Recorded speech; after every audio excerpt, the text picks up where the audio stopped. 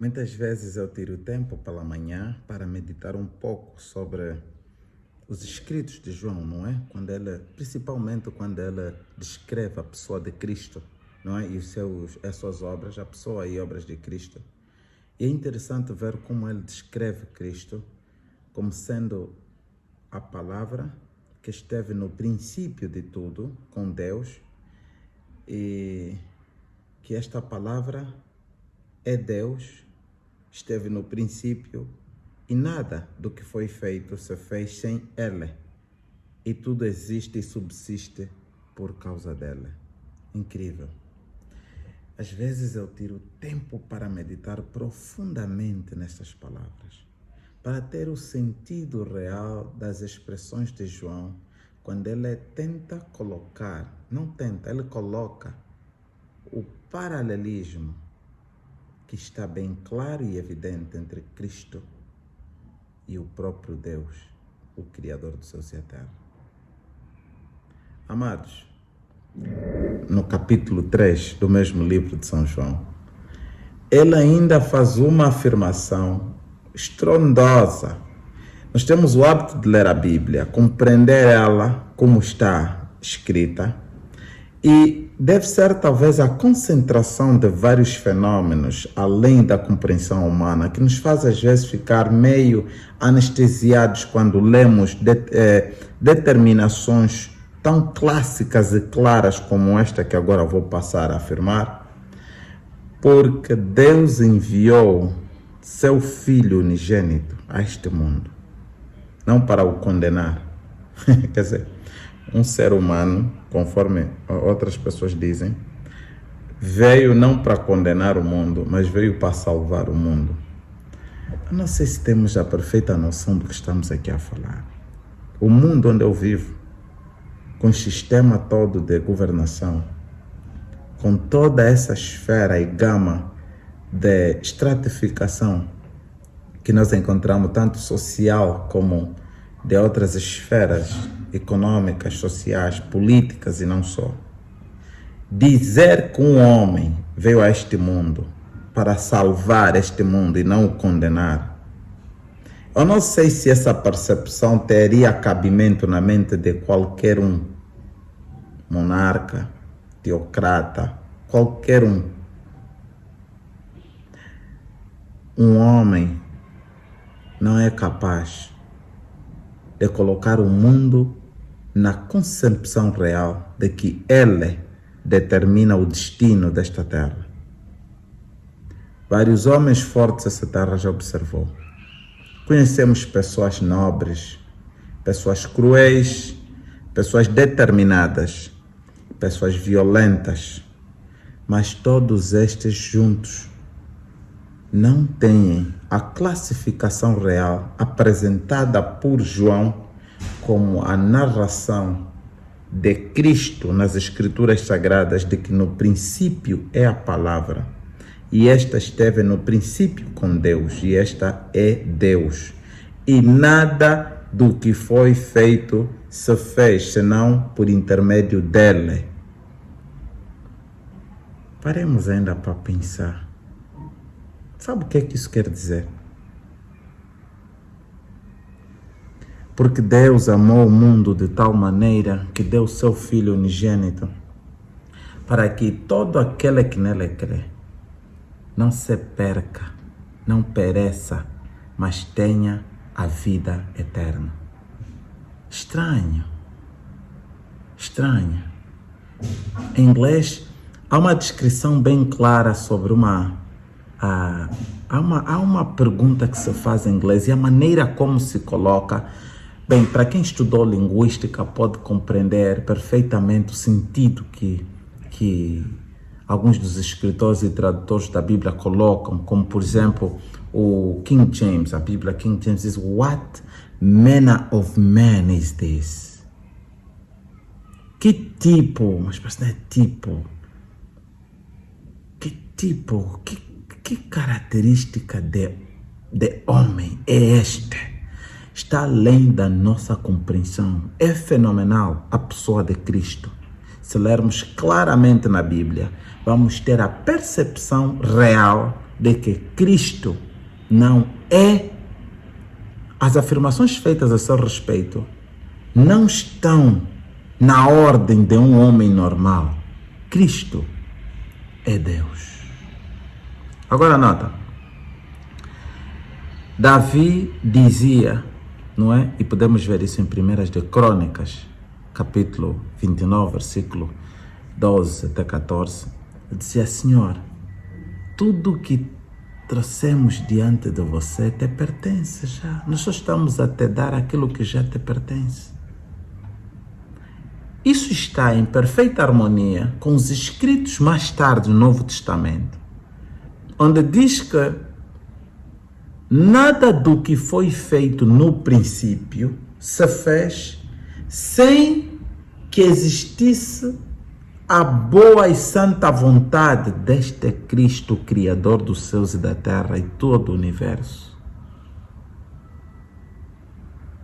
Então nós devolvemos praticamente tudo o que já lhe pertence, tudo o que é dele, o que ele traz diante de nós. É o que nós devolvemos a ele, porque tanto nós como as coisas que ficamos a administrar pertencemos todos a ele. Amados, nós temos que chegar a um ponto em que devemos mesmo começar a colocar Deus em primeiro lugar. Deus em primeiro lugar. Temos que chegar ao ponto em que notabilizamos a importância de começar a colocar Deus em primeiro lugar. E existem 5 caminhos, 5 formas precisas, concisas, oportunas e preventivas. Pois se não fossem preventivas, perderíamos o reino dos céus. 5 formas para podermos colocar esse Deus em primeiro lugar. Se você está em casa, vem lutando com as formas como pode ou não colocar Deus em primeiro lugar em sua vida, então presta boa e particular atenção. Primeira, fé. Sem fé é impossível agradar a Deus. E a fé é a certeza das coisas que eu não vejo, mas sei que elas vão de acontecer. A fé é o firme fundamento das coisas que se esperam.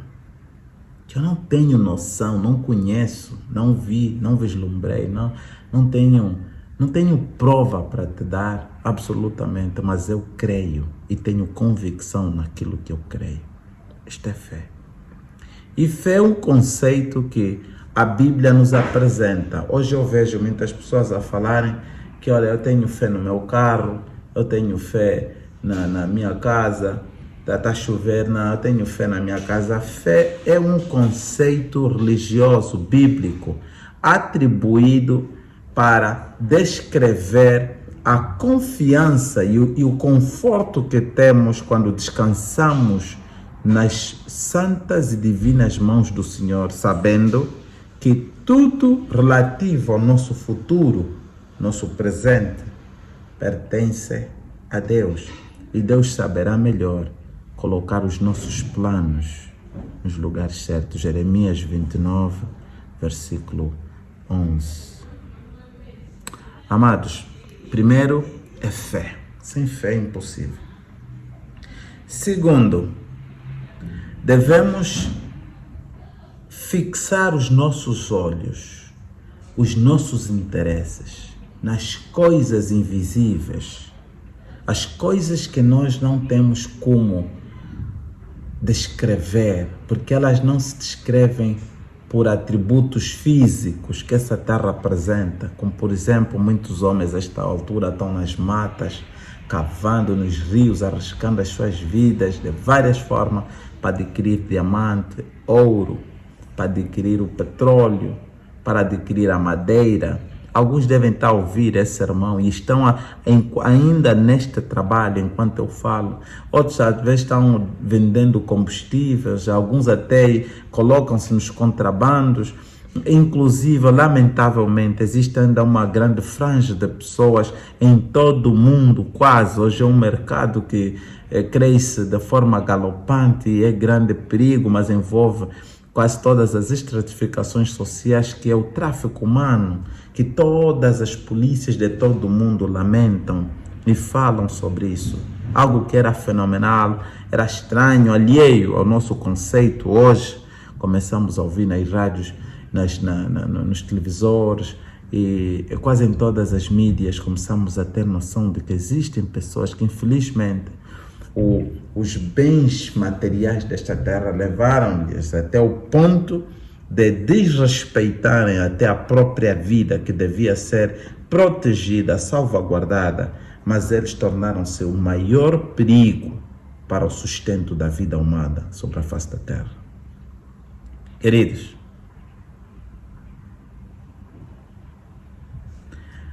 fixe os teus olhos nas coisas invisíveis do céu, o reino dos céus, que está oculto para os olhos de seres humanos caídos no pecado. Fita os teus olhos a Jesus, e na sua segunda vinda, eis que cedo volta com grande multidão de anjos, e ele vem para buscar os seus. Fita os teus olhos nas coisas invisíveis para poderes conectar-se com os interesses divinos. Terceiro ponto: busca a todo custo a justiça do reino dos céus. Falando desse particular incidente, temos aqui vários conceitos de justiça. Por exemplo, o próprio Cristo descredibilizou a justiça terrena quando ele disse que não há justiça na terra. Está na Bíblia. E ele afirmou que faça tudo antes de te levar ao tribunal, porque quando lá estiveres não vais sair sem pagar o último tostão. E dizia ele, não há justiça na terra. Desculpa, tem muita gente aqui que está a fazer direito, não é? Direito que, se eu ler bem a Bíblia, se eu compreender perfeitamente o que a Bíblia diz, é nada mais do que o torto, não é? Porque a justiça, e ainda bem que é direito que vocês estudam mesmo. Vocês estudam direito, porque a Bíblia fala de justiça. Justiça é só em Deus. A justiça divina é em Deus. Esta que o homem fabrica, não é através das cartas magnas, através das constituições de várias repúblicas e constituições de empresas, de organismos e etc. Esta aqui, sim, regula os homens, não é? No conceito deles, a compreensão deles. E até quero vos dizer uma coisa: existem questões, há casos que são aplicáveis numa determinada sociedade e que o mesmo modus em que são aplicados não se pode considerar numa outra sociedade. Existem questões que o approach, não é? A aproximação, o olhar na busca de resolução para estes assuntos não devem ser do mesmo tratamento em determinadas áreas deste planeta. Então, a lei humana é uma forma humana de buscar consensos entre pessoas para ver como administrar as suas sociedades, sem terem muitos prejuízos ligados os maus tratos, a má interpretação, a desinformação, o desenquadramento de alguns conceitos e que venha criar repercussões perigosas, gravíssimas na vida de outras pessoas em detrimento do pensamento de uma outra pessoa. Agora, isso são conceitos humanos de buscar soluções ou princípios orientadores para administrar. Diz-se que o ser humano criou acima de 35 milhões de leis. Tem-se dito isso. Mas Deus, na sua omnisciência, deu um caderno para Moisés escrever algumas leis cerimoniais aplicáveis na época do deserto. Mas deu o decálogo, as 10 leis eternas para o ser humano. Eternas, para regular o ser humano sobre a face da terra. E estas leis, incrivelmente, regulam o homem desde os tempos mais remotos até hoje. E segundo Isaías 66, versículo 22 e 23, até na Nova Jerusalém, eles vão estar presentes, porque é a base do governo celestial. É a base do estatuto que prevalece eternamente no governo dos céus. O decálogo, a lei eterna de Deus, dos quais o quarto mandamento nos faz lembrar o Criador. Lembra-te do dia do sábado para o santificar. 6 dias trabalharás e farás toda a tua obra, mas o sábado é o dia do Senhor teu Deus. Neste dia não farás nenhuma obra, nem tu, nem teu filho, nem o teu servo, nem o teu estrangeiro, nem os teus animais que estão dentro das tuas portas. Não fará trabalho, porque em 6 dias criou o Senhor os céus, a terra, o mar e as fontes de águas e tudo o que nelas há. Portanto, descansou o Senhor Deus no dia do sábado, abençoou e o santificou. Amado, primeiro que você deve fazer na vida para colocar Deus em primeiro lugar, primeiro, ter fé. Segundo, colocar os teus olhos fitos de forma permanente nos interesses celestiais. Terceiro, você tem que buscar a justiça dos céus, não esse direito dos seres humanos, a justiça celestial, a justiça que emana da mente do Criador, aquele que criou o ser humano, aquele que conhece a nossa natureza, o que é feito de nós, as habilidades e o potencial que Ele instalou em cada um de nós. Aquele que programou a nossa mente para funcionar desde que fomos concebidos na ventre, na madre das nossas mamães. Amados, o terceiro ponto, buscar a justiça do Senhor. São Mateus 6, versículo 33. Portanto, buscai primeiro o reino dos céus e a sua justiça, a justiça do reino dos céus, não a justiça dos homens, descrita nesses livros com princípio na Holanda, não é Dutch Law, e depois desenvolve-se, etc. Vem Roman Law e hoje torna-se nos tipos de leis que nós temos. Não é essa lei que nós estamos aqui a frisar.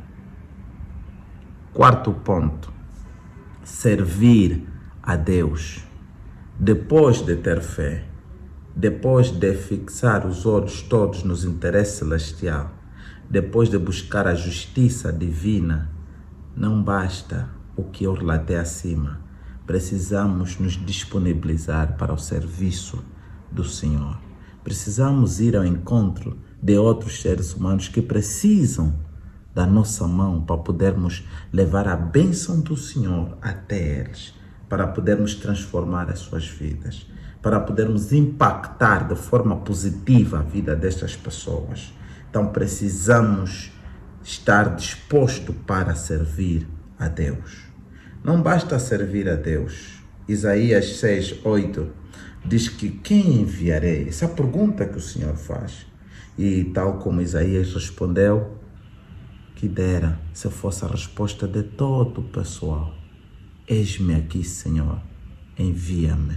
Eis-me aqui, Senhor. Mas não basta só isto. Temos o quinto ponto, que é o último.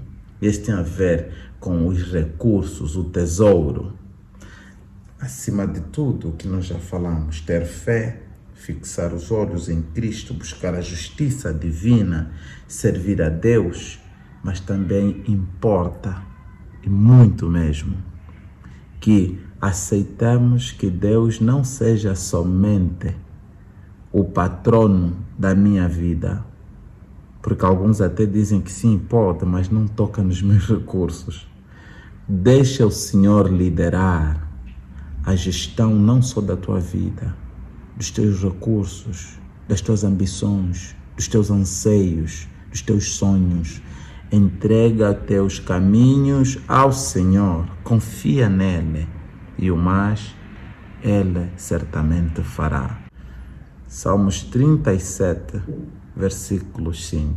Entrega teu caminho ao Senhor, confia nele e o mais ele fará. Amados, que Deus abençoe o teu caminho, que Deus abençoe esta família que você conduz, ou a família que pretendes formar, para que antes de te colocares diante de uma grande responsabilidade de conduzir uma família e ser o protótipo, o exemplo para eles, primeiro aceita que Deus molda o teu ser, o teu caráter, a tua vida, para que onde estiveres, exemplificas a santa e boa vontade do nosso Senhor Jesus Cristo. Deus lhe abençoe. Um abraço e beijo para todos vós. Tchau.